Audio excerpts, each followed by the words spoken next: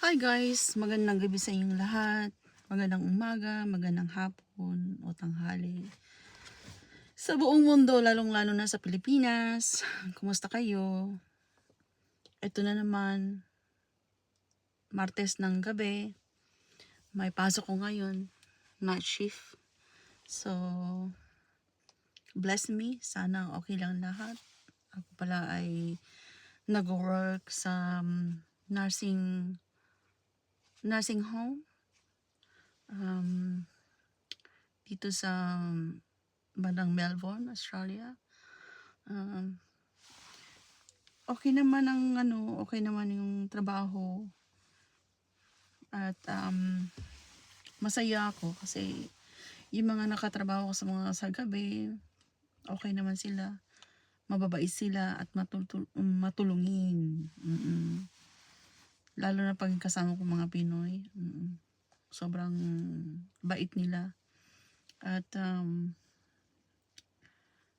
okay naman at sa awa ng Diyos, nakakaraos din.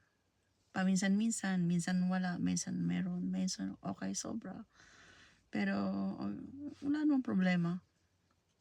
Kaso kayod lang ng kayod, kahit may sakit tayo, need pa rin na mag-work. Wala naman ako sakit, pero mostly sa nangyayari, wala ka ng choice. Kasi ang dami mong mga babayarin, mga insurance, mga house rent, fuel, foods, everything. Malaki sana yung pera mo, kaso yun nga, na sa mga babayarin, lalo na pag insurance. Yeah. Lahat ng insurance, gusto ko nga kung lahat ng insurance gagawin ko, gusto kong gawin kaso limitado lang yung natin, yung oras. Hindi kagaya ng dati, nung mga pandemic, laging nag-work. Minsan, nagdo-double shift ako twice at 3 times a week, Sobra. Pero ngayon, kasi wala na tayong pandemic, wala na tayong mga outbreak. Okay naman. Makakasurvive pa rin, pero yun nga lang, yung konti lang ang natitira. Kapag nagkasakit ka na, yun na. 'Di ba? Pero sa awa naman Diyos, magdadalawang taon na akong hindi nag-a-apply ng ibang company. Kasi nga, alam mo, yung katawan natin, hindi rin natin, gusto natin, sa isip natin, gusto natin mag-work, pero yung katawan natin, di ba? Parang sinasabi na ng katawan natin, wag, wag, wag, wag, wag. Sabi, wag, wag, wag, wag. Sabi, magpahinga ka muna, pahingahin mo muna yung katawang lupa mo, Faye. Di ba? Hindi kuskus. Pagpahingahin mo muna yung katawang lupa mo. Huwag mo nang pagod-pagurin. Kasi pag sumobra na din, nako, lalo na nasa golden age na tayo, di ba? Kailangan nating maghinay-hinay. Lalo mga tuhod-tuhod natin, yung mga kasukasuhan, kailangan na nating i-adjust. Hindi i-adjust yung oras natin para makapagpahinga naman yung katawan natin. So, dito sa Melbourne, okay naman. Sa panahon ngayon, sobrang lamig. Wala namang snow, pero minsan baabot ng 7 degrees, 6 degrees. Medyo, yun nga, yung araw natin, paiba-iba. Minsan, sa isang araw, umuulan. Tapos, mainit. Tapos, mahangin, malamig. Ay, Diyos ko. Pero tiis-tiis muna. Okay na naman. Sana, tingnan ko yung buwan. Sana walang Okay naman siguro, hindi hindi full moon. Mahirap pag full moon. Pag full moon na nako, maraming mga nagaganap. Maraming nagaganap sa, alam niyo na, sa trabaho ko. Alam mo yung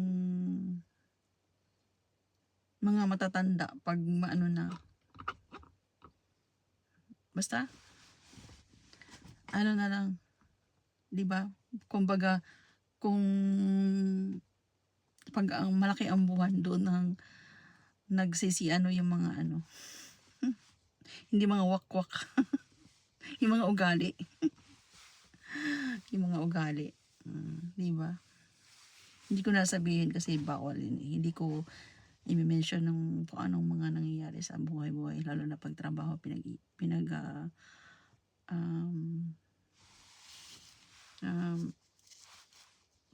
pag trabaho na pinag-uusapan, hindi pwedeng gano'n lahat. Kasi bawal. Yeah. Sa ngayon, ang oras ngayon is 9:45. Mag-umpisa ako ng 10 o'clock. So, pahinga-hinga muna dito sa sa car. Sa car ko. Kasi, may 15 minutes pa akong makapag-rest. Okay naman akong pumasok sa loob, kaso ay mas maganda yung dito na. Kasi para makapagpahinga naman kahit konti. Alam mo, 10 o'clock hanggang 12 o'clock, sobrang busy talaga yan hanggang 1 o'clock. So, depende. Depende sa takbo ng gabi. Diyos ko.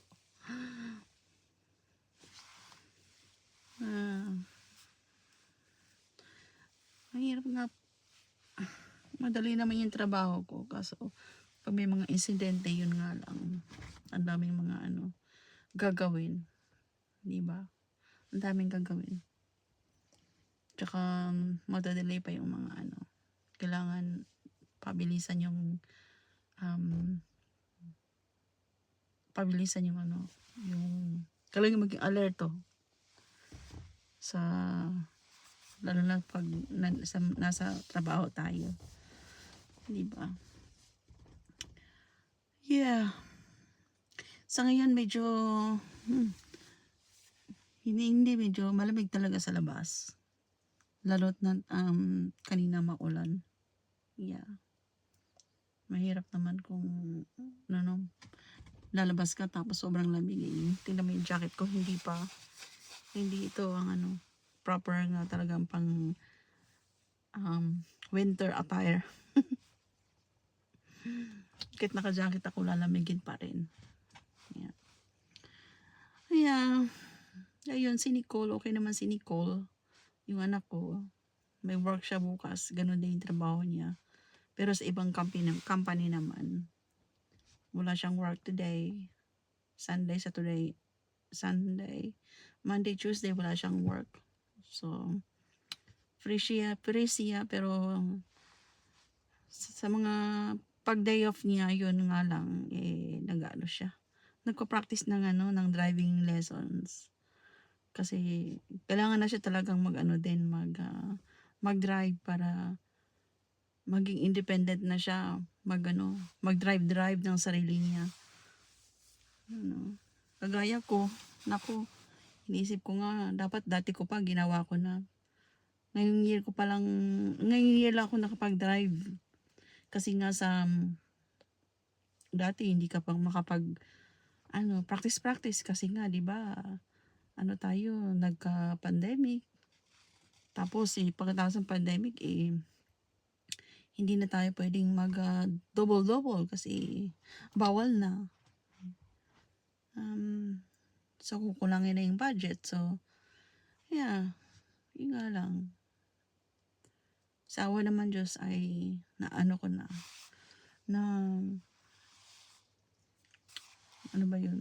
napas ko naman yung pagdadrive ko. Diba? So, Kaya ngayon ako na nagda-drive.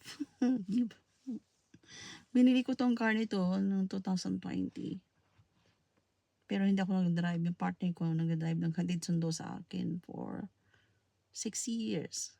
Nearly 6 years, yeah. Kaya gano'n.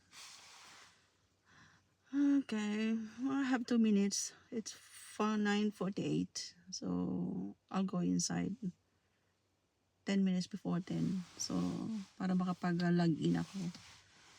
And, um, sana okay lang tonight. Pinapanalangin ko na okay yung lahat ngayong gabi. Okay sila at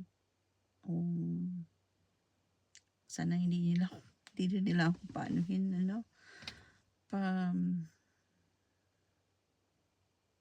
Masyadong pahirapan, Diyos ko. Ang hirap kaya din ng pabalik-balik sa kwarto nila para lang i-check nila kung anong gusto nila.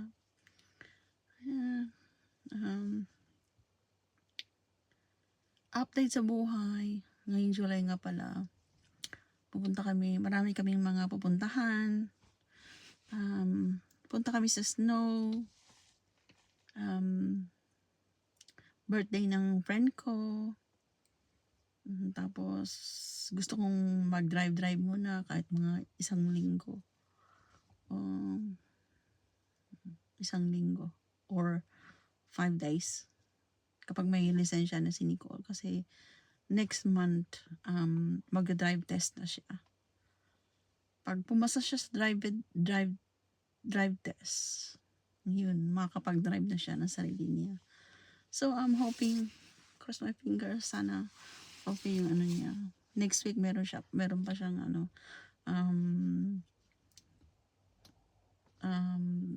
driving lessons. So, sabi nga niya, okay naman daw, wala naman daw problema.